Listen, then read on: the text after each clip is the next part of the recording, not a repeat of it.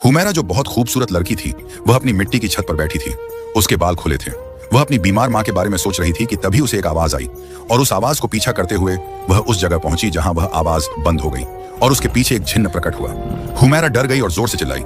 जिन्न ने उसे एक नजर से ऊपर से नीचे तक देखा और फिर गहरी आवाज में बोला, मैं तुम्हारी माँ को इस बीमारी से शिफा दिला दूंगा, पर मुझे कुछ तुमसे चाहिए। हुमैरा जिन्न की बातें सुनकर सोचने लगी कि इतना इलाज के बावजूद माँ की तबीयत ठीक नहीं हुई। हुमैरा ने कहा, तुम्हें जो चाहिए मंजूर है। फिर उस जिन्न ने उस लड़की के साथ जो किया वह रुला देगा।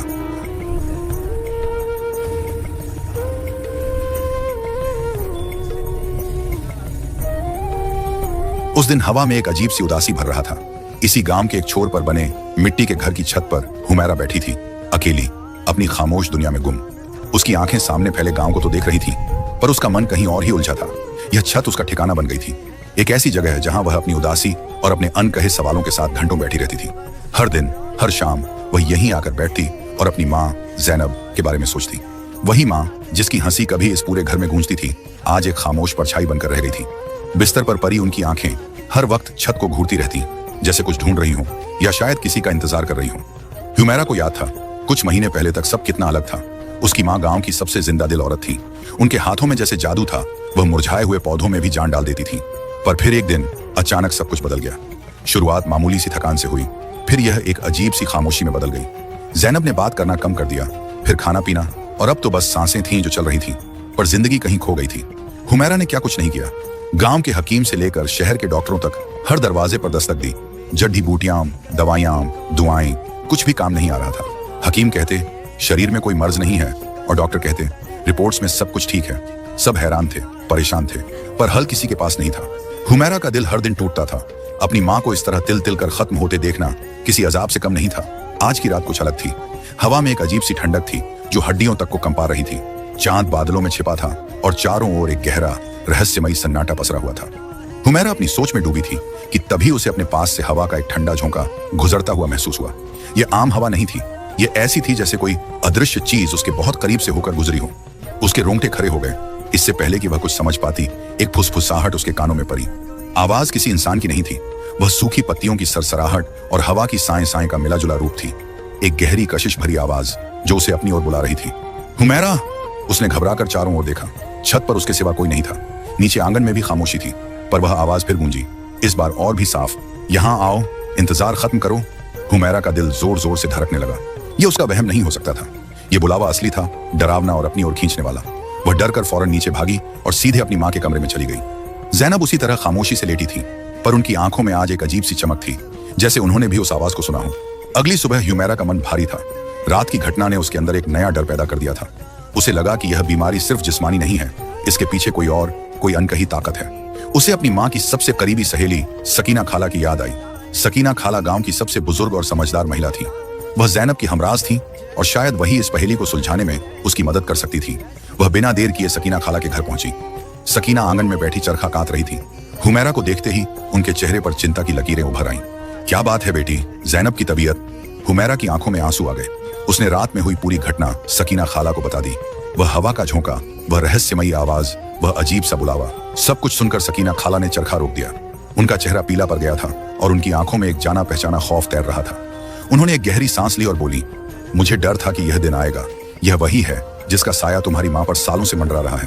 कौन? कैसा साया? खाला, हुमैरा ने बेचैनी से पूछा।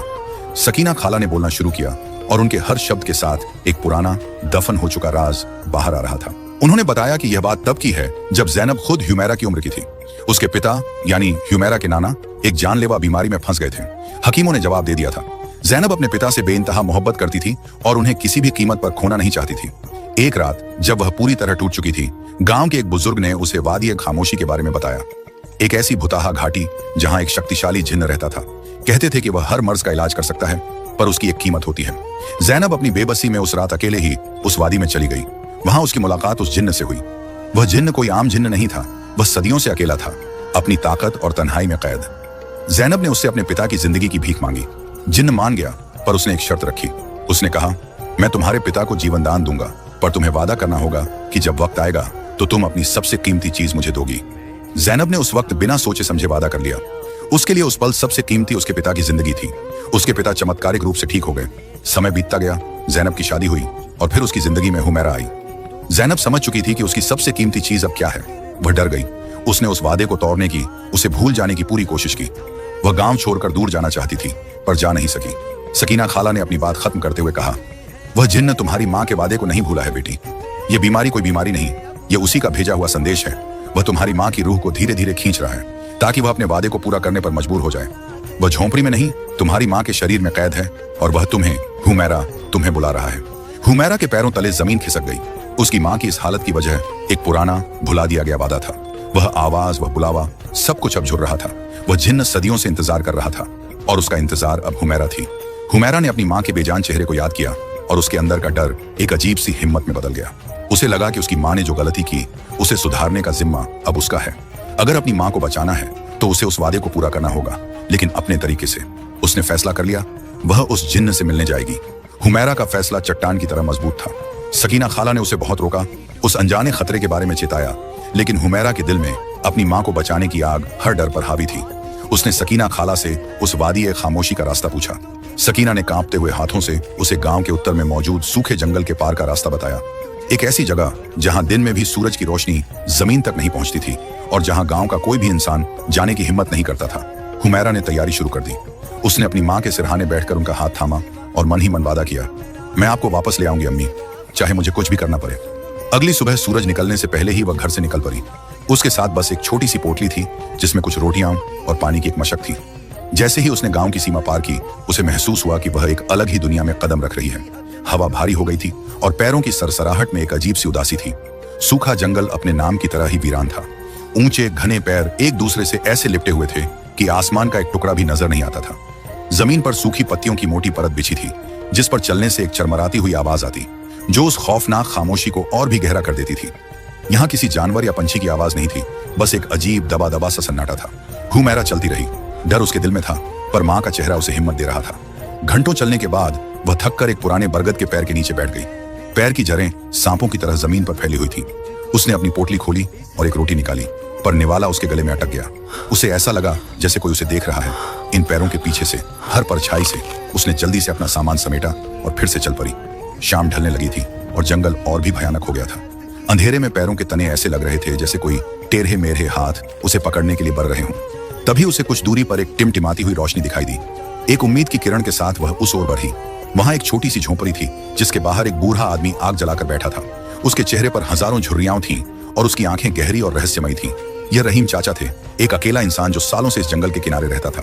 गांव वाले उसे सनकी समझते थे पर कहते थे कि वह जंगल के हर राज को जानता है। रहीम चाचा ने हुमैरा को देखा तो चौंके नहीं, जैसे उन्हें उसके आने का अंदाजा हो। जानता था तुम आओगी, उन्होंने अपनी खुरदरी आवाज में कहा। जब कोई दुनिया के हर दरवाजे से हार जाता है तो इसी रास्ते पर आता है। हुमैरा ने हैरान होकर पूछा, आप मुझे कैसे जानते हैं? मैं तुम्हें नहीं, तुम्हारी आंखों में बसी वजह को जानता हूँ। रहीम चाचा ने आग की लपटों को घूरते हुए कहा, तुम वादी खामोशी जा रही हो, उस जिन्न के पास, जर्रार उसका नाम है। हुमैरा ने उन्हें अपनी पूरी कहानी बताई। रहीम चाचा ने सब कुछ खामोशी से सुना, फिर बोले, जर्रार कोई शैतान नहीं है बेटी, वह तन्हाई का मारा हुआ एक कैदी है। उसे सदियां हो गईं किसी इंसान से बात किए हुए। वह ताकतवर है पर उसकी सबसे बड़ी कमजोरी उसकी यही तन्हाई है। याद रखना, जिन्न को ताकत से नहीं, अक्ल और हिम्मत से जीता जाता है। रहीम चाचा ने अपनी झोंपड़ी से एक छोटा सा ताबीज निकाला जो चांदी का बना था और उस पर अजीब से निशान खुदे हुए थे। इसे अपने पास रखना, यह तुम्हें उसकी बुरी नजर से तो नहीं बचाएगा पर तुम्हें सही वक्त पर सही बात याद दिलाएगा। हुमैरा ने वह ताबीज ले लिया। उस रात वह रहीम चाचा की झोंपड़ी में रुकी। अगली सुबह जब वह आगे बढ़ी तो उसके दिल में एक नई समझ थी। वह अब सिर्फ एक डरी हुई लड़की नहीं थी बल्कि एक मकसद के साथ निकली योद्धा थी। जंगल खत्म होने के बाद एक पथरीला उजाड़ मैदान शुरू हुआ। यहीं से वादी खामोशी की शुरुआत होती थी। यह जगह सचमुच खामोश थी। यहाँ हवा भी बिना आवाज की चलती थी। घाटी के बीचों बीच एक पुरानी टूटी फूटी इमारत के खंडहर थे जो किसी पुराने महल जैसे लग रहे थे। चारों ओर बैंगनी रंग के अजीब से फूल खिले थे जिनकी खुशबू मीठी होने के साथ साथ नशीली भी थी। हुमैरा ने एक गहरी सांस ली और खंडहरों की ओर बढ़ी। जैसे ही उसने मुख्य दरवाजे के नीचे कदम रखा, उसे महसूस हुआ कि तापमान अचानक गिर गया है। अंदर एक बड़ा सा हॉल था जिसकी छत गायब थी और दीवारों पर काई जमी हुई थी। बीचों बीच एक संगमरमर के चबूतरे पर एक शख्स बैठा हुआ था। वह देखने में इंसान ही लग रहा था। लंबा, आखिरकार तुम आ ही गई हुमैरा, उसकी आवाज पूरे हॉल में गूंजी, जैसे हर पत्थर उसी की आवाज दोहरा रहा हो। मैं सदियों से तुम्हारा ही इंतजार कर रहा था। हुमैरा का दिल जोर से धड़का पर उसने अपने चेहरे पर डर जाहिर नहीं होने दिया। उसे रहीम चाचा के शब्द याद थे, अक्ल और हिम्मत से। वह जानती थी कि अगर उसने जरा भी खौफ दिखाया तो वह यह बाजी हार जाएगी। इंतजार मेरा नहीं, उस वादे का था जो मेरी माँ ने किया था, हुमैरा ने अपनी आवाज को स्थिर रखते हुए कहा। जर्रार अपनी जगह से उठा और उसके करीब आया। उसके हर कदम में एक शाही अंदाज था। वादा तो एक बहाना था हुमैरा। मैं तुम्हारी माँ की रूह को सिर्फ इसलिए खींच रहा था ताकि तुम यहां तक आ सको। मैंने तुम्हें तब से देखा है जब तुम पैदा हुई थी। मैंने तुम्हें बढ़ते हुए, खेलते हुए, उदास होते हुए देखा है। तुम्हारी माँ ने मुझे अपनी सबसे कीमती चीज देने का वादा किया था और वह तुम हो। उसकी आंखों में एक अजीब सी चमक थी जो मालिकाना हक और गहरी तन्हाई का मिश्रण थी। हुमैरा समझ गई कि जर्रार उसे सिर्फ एक वादे की पूर्ति के तौर पर नहीं देखता, बल्कि अपनी सदियों की तन्हाई का इलाज समझता है। यहीं उसे उसकी कमजोरी नजर आई। उसने लड़ने या भागने के बजाय एक अलग रास्ता चुना। उसने अपनी आंखों में हैरानी और जिज्ञासा का भाव लाते हुए कहा, आपने मुझे हमेशा देखा है इस वीरान जगह से? जर्रार उसकी प्रतिक्रिया से थोड़ा हैरान हुआ। उसे चीखने चिल्लाने की उम्मीद थी, मिन्नतों की नहीं। हाँ, उसने कहा, यह जगह उतनी वीरान नहीं है जितनी दिखती है। मैं यहां से पूरी दुनिया देख सकता हूं पर उसे छू नहीं सकता। मैं हवा बन सकता हूं पर उसे महसूस नहीं कर सकता। मेरे पास ताकत है पर कोई साथी नहीं। यहीं से हुमैरा ने अपना जाल बुनना शुरू किया। उसने डर की जगह हमदर्दी दिखाई। वह उसके साथ उन खंडहरों में घूमने लगी। उसने उससे उसकी ताकत के बारे में पूछा, उसकी जिंदगी के बारे में। जर्रार, जो सदियों से किसी से बात करने को तरस रहा था, धीरे धीरे खुलने लगा। उसने हुमैरा को अपनी दुनिया दिखाई। उसने हवा में उड़ते हुए कालीन बनाए, एक इशारे से मुरझाए हुए फूलों को खिला दिया और रात के अंधेरे में सितारों को जमीन पर उतार लाया। वह अपनी ताकत से उसे प्रभावित करना चाहता था। उसे दिखाना चाहता था कि वह उसे क्या कुछ दे सकता है। हुमैरा उसकी हर बात को ध्यान से सुनती, हर करतब पर हैरान होती, पर अपनी आंखों में एक गहरी उदासी रखती। दिन बीतते गए। वह जर्रार से उसकी कहानियां सुनती, उन राजाओं की जिन्हें उसने बनते और मिटते देखा था, उन सल्तनतों की जो धूल में मिल गईं। एक शाम जब वे एक टूटी हुई मीनार पर बैठे नीचे घाटी को देख रहे थे, हुमैरा ने कहा, आपके पास इतनी ताकत है, आप कुछ भी कर सकते हैं, पर आपकी आंखों में खुशी नहीं है। आप अकेले हैं, बिल्कुल मेरी तरह। जर्रार ने चौंक कर उसकी तरफ देखा। तुम अकेली कैसे हो? मेरी माँ बिस्तर पर है, मौत के करीब। मैं उन्हें हर दिन देखती हूँ पर उनसे बात नहीं कर सकती। मेरे पास सब कुछ होकर भी कुछ नहीं है। मैं आपकी तन्हाई समझ सकती हूँ, हुमैरा ने कहा और उसकी आंखों से सचमुच आंसू बहने लगे। यह आंसू उसकी माँ के लिए थे, पर जर्रार ने समझा कि वे उसके लिए हैं। यह पहला मौका था जब किसी ने उसकी ताकत की बजाय उसके दर्द को समझा था। उसका सदियों का कठोर दिल पिघलने लगा। उसे लगने लगा कि हुमैरा सचमुच उसे समझने लगी है, उसे पसंद करने लगी है। वह उसके धोखे को मोहब्बत समझ बैठा। हुमैरा जानती थी कि अब सही वक्त है। उसे किसी भी तरह अपनी माँ के इलाज का राज जानना था। उसने जर्रार से पूछा, आपने मेरी माँ की जिंदगी को कैसे कैद किया है? वह कौन सी चीज है जो उन्हें वापस ठीक कर सकती है? जर्रार, जो अब तक पूरी तरह उसके झांसे में आ चुका था, उसे खंडहर के सबसे अंदरूनी हिस्से में ले गया। वहां एक छोटा सा तालाब था जिसका पानी चांदनी की तरह चमक रहा था। तालाब के बीचों बीच एक क्रिस्टल का फूल खिला हुआ था जिससे एक धीमी सुनहरी रोशनी निकल रही थी। यह है शिफाए हयात, जर्रार ने बताया। इसमें तुम्हारी माँ की जिंदगी की सारी ऊर्जा कैद है। जैसे जैसे यह फूल मुरझाएगा, तुम्हारी माँ का शरीर भी खत्म हो जाएगा और जिस दिन यह टूट गया, वह मर जाएगी। हुमैरा ने उस फूल को देखा। उसे अपनी मंजिल नजर आ गई थी, पर उसे पता था कि वह इसे जबरदस्ती हासिल नहीं कर सकती। अगले दिन उसने अपना आखिरी दाम खेला। वह बहुत उदास और खामोश थी। जर्रार ने वजह पूछी तो उसने कहा, मैं आपके साथ यहाँ रहने को तैयार हूँ। मुझे आपकी दुनिया पसंद आने लगी है, पर मेरे दिल पर एक बोझ है। मैं अपनी माँ को इस तरह तड़पते हुए छोड़कर कभी खुश नहीं रह पाऊंगी। काश मैं उन्हें एक आखिरी बार ठीक देख पाती, उनसे कह पाती कि मैं अपनी मर्जी से आपके साथ हूँ, ताकि वह सुकून से रह सकें। उसने जर्रार की आंखों में देखते हुए कहा, क्या आप मुझे वह शिफाए हयात दे सकते हैं? मैं वादा करती हूँ अपनी माँ को ठीक करके मैं फौरन आपके पास वापस आ जाऊंगी, हमेशा के लिए। जर्रार एक पल के लिए हिचकिचाया, पर फिर उसने हुमैरा के चेहरे पर भरोसे और मोहब्बत को देखा, जो असल में एक बहुत ही कुशल अभिनय था। उसकी सदियों की तन्हाई ने उसकी अक्ल पर पर्दा डाल दिया था। उसे लगा कि अगर हुमैरा को हमेशा के लिए पाना है तो यह छोटी सी कीमत चुकानी पड़ेगी। ठीक है, उसने कहा, पर याद रखना, अगर तुमने मुझे धोखा दिया तो मेरा कहर तुम पर और तुम्हारे पूरे गांव पर टूटेगा। उसने तालाब से वह चमकता हुआ फूल तोड़ा और हुमैरा के हाथों में रख दिया। फूल के हाथ में आते ही हुमैरा को एक अजीब सी ऊर्जा महसूस हुई। उसने जर्रार की आंखों में आखिरी बार देखा, एक झूठी मुस्कान दी और वहां से मुड़ गई। उसका दिल इतनी जोर से धड़क रहा था कि उसे डर था कहीं जर्रार उसकी धड़कनें न सुन ले। वह भागी उन खंडहरों से बाहर, उस वादी से दूर, उस सूखे जंगल की ओर। उसे अपने पीछे जर्रार की पुकार सुनाई दी, पर उसने पीछे मुड़कर नहीं देखा। वह भागती रही, अपनी माँ की जिंदगी को अपने हाथों में लिए। हुमैरा बिना रुके, बिना थके भागती रही। दिन और रात का फर्क मिट गया था। उसके पैरों में छाले पड़ गए थे, सांसें उखड़ रही थीं, पर उसके हाथों में पकड़ा शिफाए हयात उसे हिम्मत दे रहा था। फूल की सुनहरी रोशनी अब भी बरकरार थी, जो उसे बता रही थी कि उसकी माँ की जिंदगी अभी बाकी है। जैसे ही उसने गांव की सीमा में कदम रखा, उसे लगा जैसे वह एक बुरे सपने से जागी हो। वह सीधा अपने घर की ओर दौड़ी। दरवाजा खोलते ही उसने देखा कि सकीना, खाला और कुछ पड़ोसी उसकी मां के बिस्तर के पास उदास बैठे थे। जैनब की हालत और भी बिगड़ चुकी थी। उनकी सांसें बहुत धीमी चल रही थीं। हुमैरा ने किसी की तरफ नहीं देखा।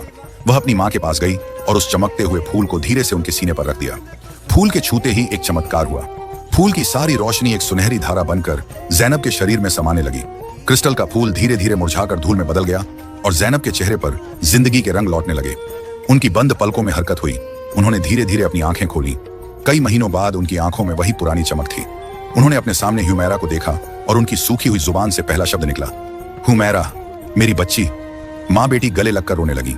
ये खुशी के आंसू थे, एक नए जीवन के आंसू। पूरा घर जो महीनों से मातम में डूबा था, वहां खुशी की लहर दौड़ गई। लेकिन यह खुशी ज्यादा देर तक नहीं टिक सकी। वादी खामोशी में जर्रार को जैसे ही एहसास हुआ कि उसे धोखा मिला है, उसका प्यार नफरत में बदल गया। उसकी सदियों की तन्हाई अब एक भयानक गुस्से का रूप ले चुकी थी। वह आग का बबूला हो गया था। आसमान पर काले बादल छाने लगे, तेज हवाएं चलने लगीं और बिजली कड़कने लगी। गांव वालों ने ऐसा भयानक मौसम पहले कभी नहीं देखा था। अचानक गांव के बीचों बीच एक धूल का बवंडर उठा। वह बवंडर बढ़ता गया और उसने जर्रार का रूप ले लिया। पर यह वह खूबसूरत जर्रार नहीं था जिससे हुमैरा मिली थी। उसकी आंखें लाल अंगारों की तरह दहक रही थीं और उसका चेहरा गुस्से से विकृत हो गया था। धोखा! उसकी आवाज बादलों की गरज से भी ज्यादा तेज थी। तुमने मुझे धोखा दिया हुमैरा, अब तुम सब इसकी कीमत चुकाओगे। गांव वाले डर के मारे अपने अपने घरों में छिप गए।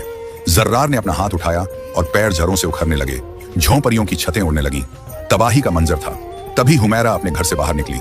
उसकी मां और सकीना खाला ने उसे रोकने की बहुत कोशिश की, पर वह नहीं रुकी। वह निडर होकर सीधे उस बवंडर के सामने जाकर खड़ी हो गई। बस करो जर्रार, वह चिल्लाई। तुमने मुझसे मेरा भरोसा छीना है। मैं तुमसे तुम्हारी हर चीज छीन लूंगा। जर्रार गरजा। मैंने तुमसे भरोसा नहीं छीना, मैंने अपनी मां की जिंदगी वापस ली है। हुमैरा ने हिम्मत से जवाब दिया। तुमने मोहब्बत नहीं, सौदा किया था।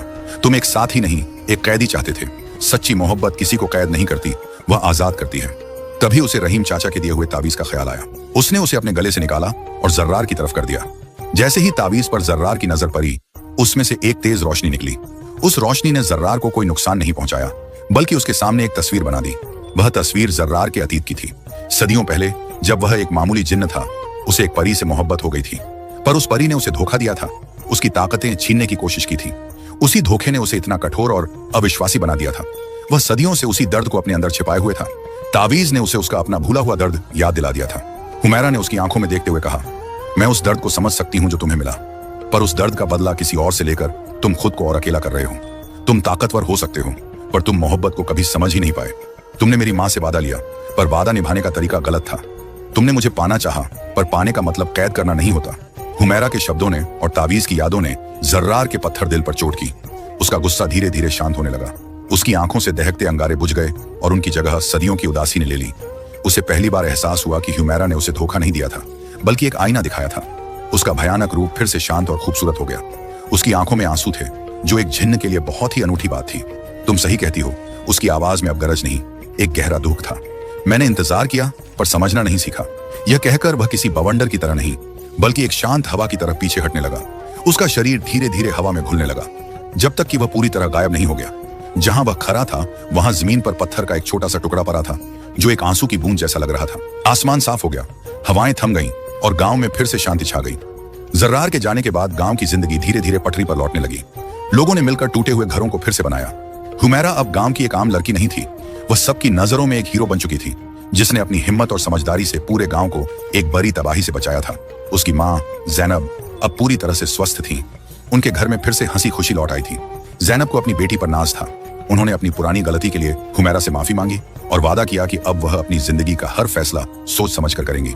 हुमैरा अक्सर अपनी छत पर जाकर बैठती थी, पर अब उसकी आंखों में उदासी नहीं, बल्कि एक गहरी शांति और आत्मविश्वास होता था। उसने एक बहुत बड़ा सबक सीखा था कि सबसे बड़ी लड़ाई ताकत से नहीं, बल्कि समझदारी और हमदर्दी से जीती जाती है। उसने सीखा था कि हर कहानी का एक ही पहलू नहीं होता और हर विलेन के पीछे एक छिपी हुई कहानी होती है। उस पत्थर के आंसू को हुमैरा ने हमेशा के लिए अपने पास रख लिया। वह उसे जर्रार की तन्हाई और उसके पश्चाताप की याद दिलाता था। गांव में यह कहानी एक किंवदंती बन गई, जो पीढ़ी दर पीढ़ी सुनाई जाने लगी। यह कहानी एक माँ बेटी के प्यार की थी, एक तोड़े हुए वादे की थी और एक जिन्न की थी, जिसने सदियों बाद मोहब्बत का सही मतलब समझा था। कहानी का नैतिक सार यही था कि वादे सोच समझकर करने चाहिए और उन्हें निभाना चाहिए, लेकिन अगर किसी से गलती हो जाए तो नफरत और बदले की बजाय माफी और समझदारी का रास्ता हमेशा बेहतर होता है। सच्ची ताकत डराने में नहीं, बल्कि किसी के दिल को जीतने और समझने में है।